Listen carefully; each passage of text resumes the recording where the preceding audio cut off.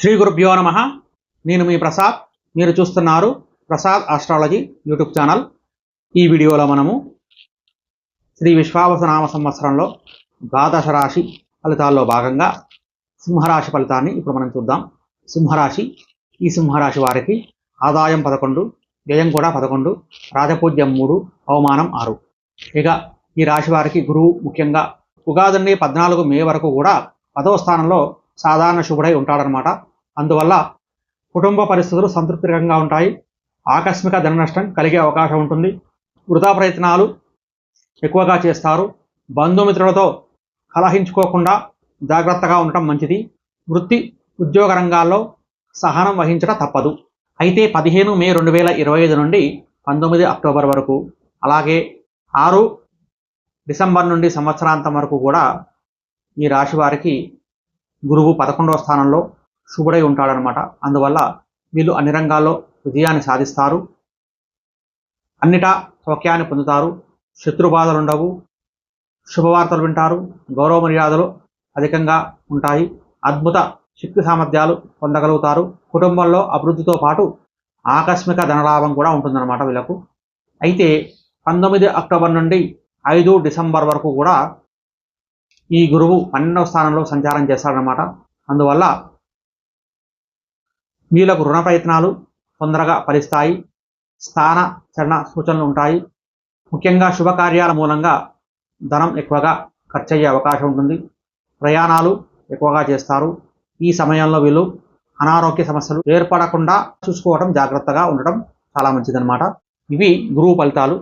ఇక శని ఫలితాన్ని కనుక మనం చూస్తే, ఈ శని ఉగాది నుండి సంవత్సరాంతం వరకు కూడా 8వ స్థానంలో ఉంటాడనమాట.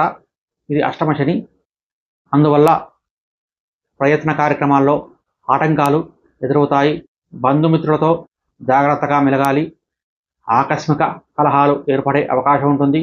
ఆకస్మిక ధన నష్టాన్ని అధిగమించడానికి రుణ ప్రయత్నాలు చేస్తారు. అలాగే కుటుంబ విషయాల్లో మార్పులు కూడా ఉంటాయన్నమాట. కాబట్టి ఈ సమయంలో వీళ్ళు జాగ్రత్తగా ఉండాలన్నమాట. దాని తర్వాత రాహువు, ఈ రాహువు ఉగాది నుండి 18 మే వరకు కూడా 8వ స్థానంలో అశుభుడై ఉంటాడనమాట. అందువల్ల మానసిక ఆందోళనలు ఎక్కువగా ఉంటాయి. ఆరోగ్యం గురించి జాగ్రత్త వహించాలి. ఆకస్మిక భయం ఉంటుంది. ప్రయాణాల్లో మెలకువ అవసరం. ప్రయత్న కార్యక్రమాల్లో ఇబ్బందులు ఎక్కువగా ఉంటాయి. విదేశీ ప్రయత్నాలు ఆలస్యంగా ఫలిస్తాయన్నమాట వీళ్ళకు. ఇంకా 19 మే నుండి కూడా సంవత్సరాంతం వరకు కూడా 7వ స్థానంలో సాధారణ శుభుడై ఉంటాడు ఈ రాహువు. అందువల్ల ప్రయత్నం మేరకు స్వల్ప లాభం ఉంటుంది. అంటే ప్రయత్నం చేస్తే లాభం ఉంటుంది, లేకపోతే లేదనమాట. అలాగే వృధా ప్రయత్నాలు కూడా చేస్తారు. వ్యాపార రంగాల్లో లాభాలుంటాయి. రుణ ప్రయత్నాలు చేయవలసి ఉంటుంది. నూతన కార్యాలకు శ్రీకారం చుడతారు. బంధుమిత్రుల సహకారం ఆలస్యంగా వీళ్ళకు లభిస్తుందన్నమాట. ఇక కేతువు, ఈ కేతువు ఉగాది నుండి 18 మే వరకు కూడా 2వ స్థానంలో సాధారణ శుభుడై ఉంటాడనమాట.